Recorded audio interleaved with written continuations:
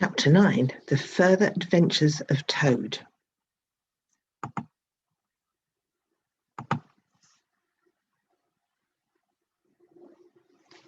Toad slept that night in the hollow of a tree. He woke up next morning because his toes were cold, but he soon forgot all about that when he remembered he was free.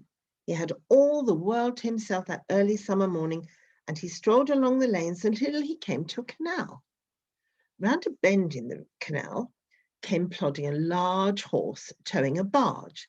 Steering the barge was a large, stout woman. "A nice warm morning, ma'am," she called out to Toad as her barge drew level with him. Toad replied politely and said he was a poor washerwoman trying to get back to her home near Toad Hall. "Toad Hall?"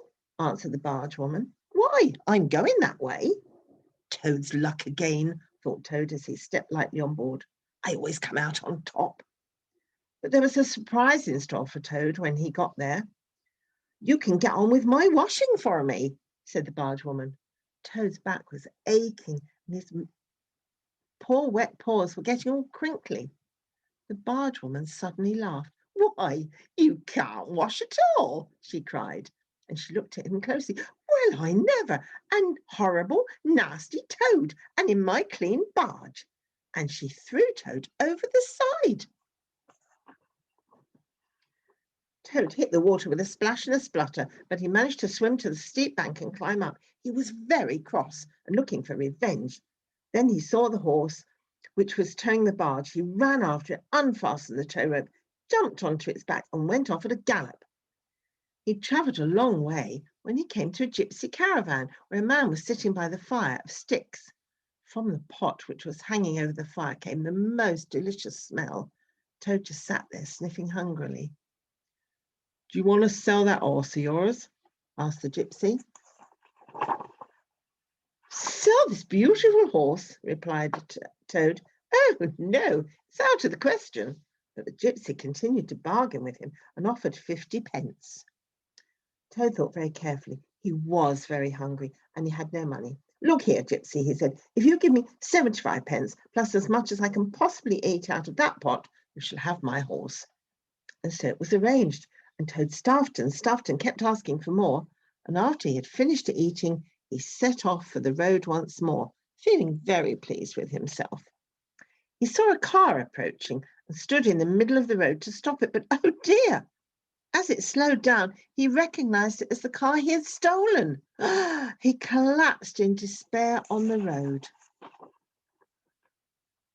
Toad thought that the people in the car would send for the police, but no. All they saw was a poor old washerwoman lying in the road, and they decided to take her to the nearest village. So they lifted Toad into the car, and as they moved off, his courage began to revive. When they'd gone a little way, he asked if he could drive the car. They laughed. "Let the old woman try." Toad eagerly took the wheel and drove off, very slowly at first. And then when he started boasting what a clever Toad he was, they realized their mistake and tried to grab him. The car went through a hedge and they all landed in a muddy pool. Should we do chapter 10 to see what happens to him? Toad ran off as fast as he could go, chased by the men from the car. He was looking back over his shoulder when, splash, he ran straight into the river. Breathless and spluttering, he floated along a little way with the stream, and presently he saw a dark hole in the bank. It was Rat's house, and Rat was there to rescue him. As soon as he was indoors, he started boasting to Rat about his adventures. "Toad," said Rat gravely, "you go upstairs and take off that old cotton rag and put on some of my clothes. Now stop swaggering and arguing. I'll have something to say to you later." Toad washed and changed his clothes and stood looking at himself in the mirror with pride and pleasure. Feeling much better, he went downstairs and ate a large lunch prepared by Rat. When they had both finished eating, Rat told him that the Stoats and the Weasels had taken over Toad Hall. While Toad was away, Rat explained, Badger and Mole had gone to stay at Toad Hall to keep it aired. Then one dark night, bands of Weasels and Stoats and Ferrets had attacked the house and driven Mole and Badger out into the cold. "I'll jolly well see about that," said Toad, grabbing a stick and marching rapidly down the road to Toad Hall. But when he got to the front door, a yellow ferret with a gun suddenly popped out and fired at Toad. Bang! And a bullet whistled over his head. But Toad was not going to give up. He went back to Rat's house. He got out the boat and he rowed up the river towards Toad Hall. All seemed peaceful and quiet until, crash! A great stone, thrown from the bridge, smashed through the bottom of the boat and it sank. Toad struggled back to tell Rat all about it, and Rat prepared a big supper for him. Just as they had finished, there was a knock at the door, and there was Mr. Badger. He solemnly shook Toad by the paw. "This is a poor homecoming," he said. "Unhappy Toad." A little while later, Mole arrived too, and they talked about the situation. Badger said, "The Stoats are on guard at every point. It's quite useless to think of attacking the place. They're too strong for us." "Oh, it's all over," sobbed Toad. "I shall never see my dear Toad Hall ever again." "Cheer up, Toady," Badger said encouragingly. "I'm going to tell you a secret.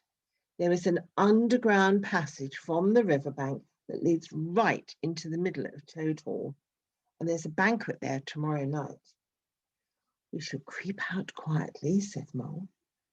"With pistols and swords," shouted Rat. "And whack 'em and whack 'em and whack 'em," cried Toad in ecstasy.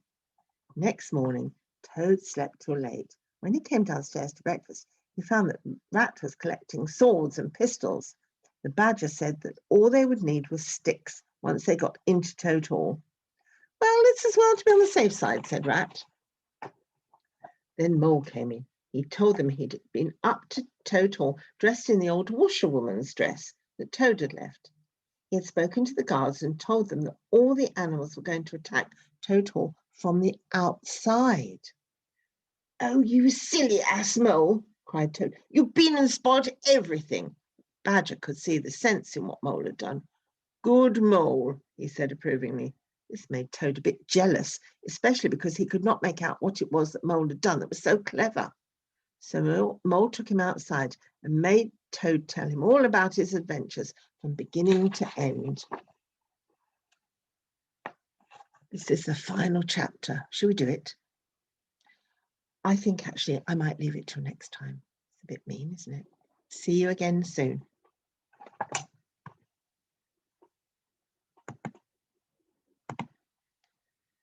Bye-bye. We'll see what happens, whether they get Toad Hall back.